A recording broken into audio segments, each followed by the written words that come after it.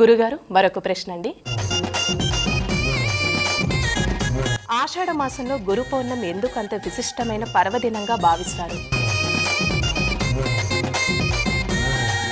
సనాతన ధర్మంలో ప్రతి పౌర్ణిమ ఒక ప్రత్యేకం.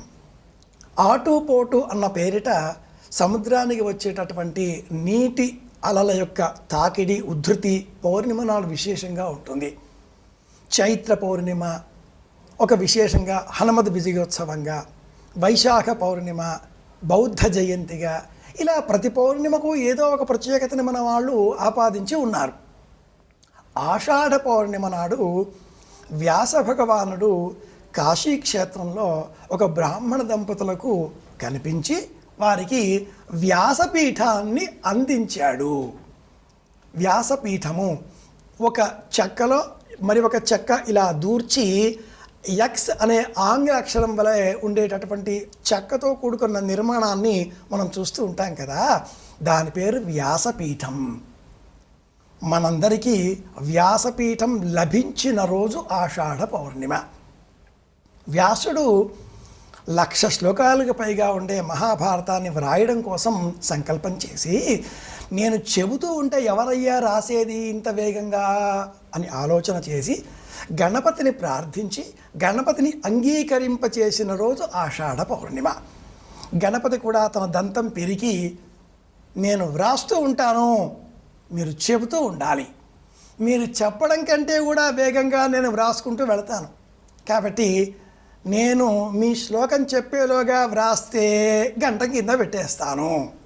ఈ ఒప్పందంతో వ్రాయడం ప్రారంభించాడు చకార కుక్షి గణపతి. దాంతో వ్యాసుడు 1,00,000 శ్లోకాల పైగా మహాభారతాన్ని చెబుతూ ఆలోచన కోసమని గ్రంథులు అన్న పేరిట 8,000 చోట్ల, అబ్బో ఇక్కడ కేజీ చీరలు కొంటే అర కేజీ చీరలు ఫ్రీ అంట. మంగళ్య షాపింగ్ మాల్, కేజీల్లో సేల్, టన్నుల్లో ఆనందం. 8,000 శ్లోకాలు గణపతి కూడా కాస్త ఆలోచించే విధంగా చెప్పాడు అంటారు పరిశోధకులు. మహాభారతాన్ని వ్రాయడానికి వ్యాసుల వారికి 3 సంవత్సరాల కాలం పట్టింది.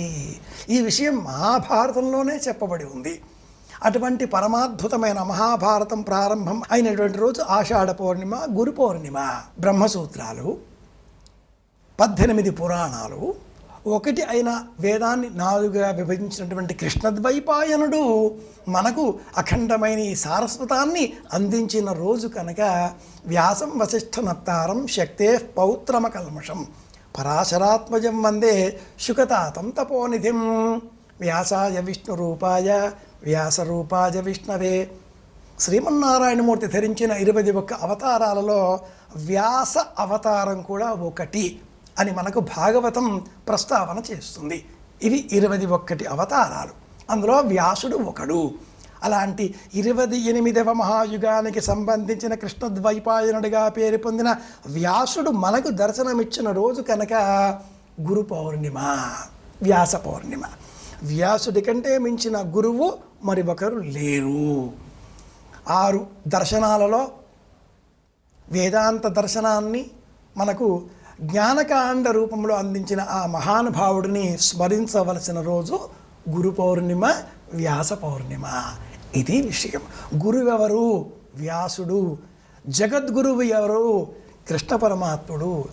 భౌతికంగా మనకు గురువులు ఎవరు? జగద్గురువులు ఆదిశంకరులు. ఇలా ఆలోచన చేయాలి. కృష్ణం వందే జగద్గురం. ఇది చెప్పింది ఎవరు? వ్యాసుడు. కాబట్టి వ్యాసుడు మనకు గురువు. ఇలా పూజ చేయాలి.